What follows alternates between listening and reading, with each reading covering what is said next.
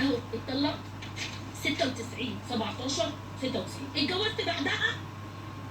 اسيب الجواز بعد بقى، انا اتطلقت 96 قعدت كام سنه عشان المحلل، عشان المحلل اللي انا باخده يومين. يا شيخ يا شيخ اتق الله، ده انت هتقف بين ايدين كريم عظيم هيسالك والناس بتاخد منك العلم بياخدوا منك ويرد عليك.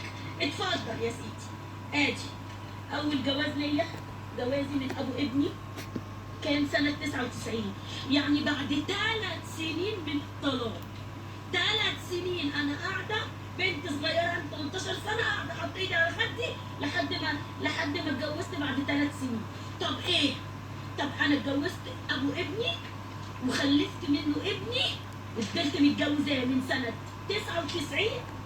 اتفضلوا ادي قسيمة الجواز، ادي قسيمة الطلاق لحد 2003 لما انا لبست الحجاب وهو كان عايز نقلع الحجاب وحصلت مشكله وثبت على حجابي فحصل الانفصال. الراجل في منتهى الادب والاخلاق وابو ابني وتاج على راسي وكفايه ان انا ما جبتش الولد الا منه وربنا يا رب يكرمه ويهدي اهو. يعني انهي محلل يا مفتريين يا مفتريين، انهي محلل يومين يقول لي يومين بتقضي يومين ويقول لي جوازك حرام وال11 مرة حرام والجوز يقول لي جوز التتيس. حسبي الله ونعم الوكيل فيه. حسبي الله. ممكن خلاص كفايه كده كفايه كده خلاص كله بيقول دي حياتكم الشخصيه. لا انا عايز شرف. كله بيقول ان احنا كفايه. لا يعني انا اتجوزت ابو ابني 4 سنين، في واحده تاخد محلل 4 سنين وتخلف منه.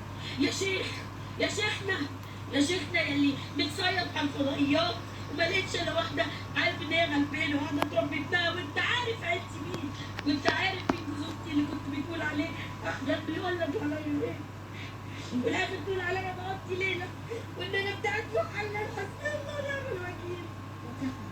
انت كل عمال يقول لي كفايه دي ممكن وكفى مش لازم تقولي صحتك. الناس عماله تقول لك انت انا اتطلعت حاضر، انا اتطلعت 2003 من ابو ابني وقعدت من 2003 لحد فين لحد 2007 اتجوزت عبد الله. اهي كل حاجه.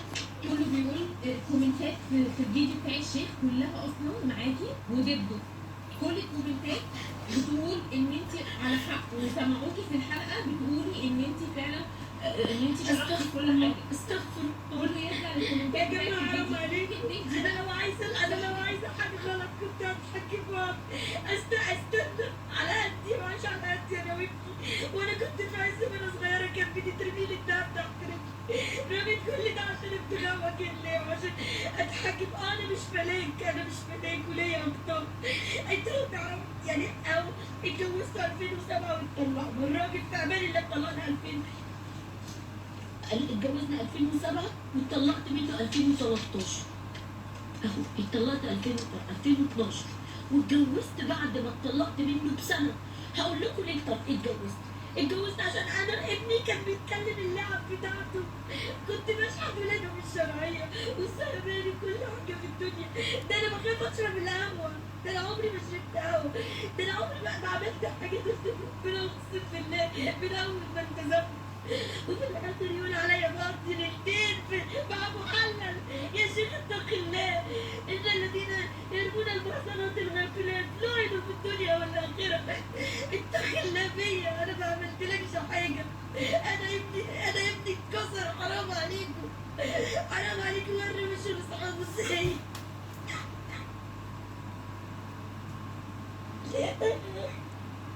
زدت كده انا طلعت في برنامج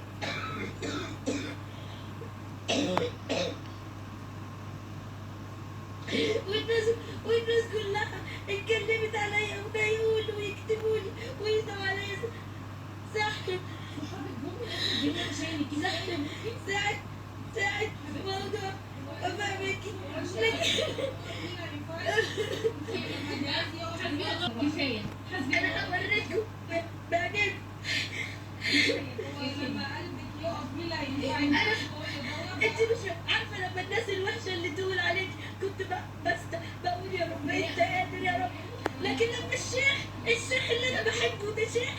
ده شيخي انا بحبه في الله وبحترمه وبقدسه والله. هو كان عندي في مكانة وراح اجري عليه، لو شفتوني وانا حافله بجري عليه اقول له يا ماما انا فرحانه وهو قتلني يا بلابي بيوم.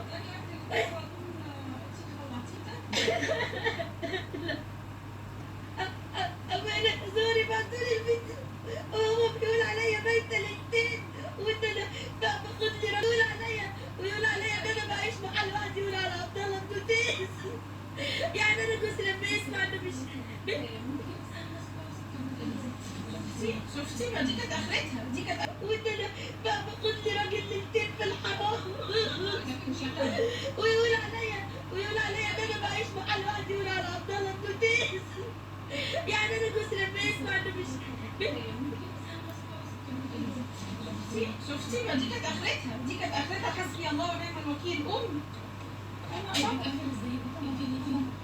حسبي الله ونعم الوكيل، حسبي الله ونعم الوكيل، حسبي الله ونعم الوكيل. بسرعة مية هتسألي بس فوقيها وسيبك من الغسيل دلوقتي. ميار هتيجي شيل الحاجات دي، شيل الحاجات دي. انتي بتعاملي ربنا مش بتعاملي حد. هاتي الزيت برشيم يا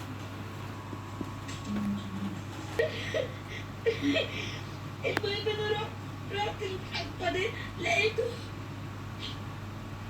لقيته سلمت عليه انا ورئيسة التحرير بتاعتي فقال لي ايه ده هو انت جايه لي عشان انا حطيتك على المرجحة امبارح ولا مرجحتك مش فاهمة الكلمة. فقلت له ليه يا مولانا مش فاهمة يا مولانا. قال لي لا اصل امبارح كنت يعني بصراحة عندي على الصفحة يعني جاي عليكي جامد. قلت له ده شرف لي يا مولانا لما حضرتك تيجي عليا وبعدين خير انت اكيد عمرك ما هتظلمني لانك اكيد يعني نحسبك على خير وانا بكي على الله. لقيته بيقول لي لا بس اللي انت قلتيه مع بسمة. قلت له ده كل الناس بتسألني لا حد فكر ان في مونتاج معمول عشان يتعمل ترند. ايه نص الكلام كان مقطوع. وغير كده انا كنت قاعده لو سالتوني انت كنت مبلمه ليه اقول لكم انا كل همي ان اقلب الترابيزه بس انا بحترم نفسي وبحترم انا نفسي. كنت مذهوله لان انا عارفه بسمه جميله وخلوقه وطيبه وصاحبتي من اول ما لبسنا الحجاب مع بعض. حتى قريب المريض قالت لها لا انت اول مره اشوفك كده. ما اعرفش هي كانت عامله سيستم للبرنامج. انا عارفه انت مش شخصيتها اطيب واغلب واسوأ من كده بكتير. بس خلاص كل واحد بيعمل اللي يفيده في شغله. مش قادرة والله العظيم أتكلم والله العظيم شبعت ظلم. مفيش حد ظلم قد ما أنا ظلمت. أقسم بالله شبعت ظلم. المشكلة أنا كنت مرضى بأي حاجة ظلمتوني في مليون موضوع لكن توصل لحد شرفي وعرضي وشرف ابني شيخ يطلع يقول إن أنا زانية. حسبي الله ونعم الوكيل.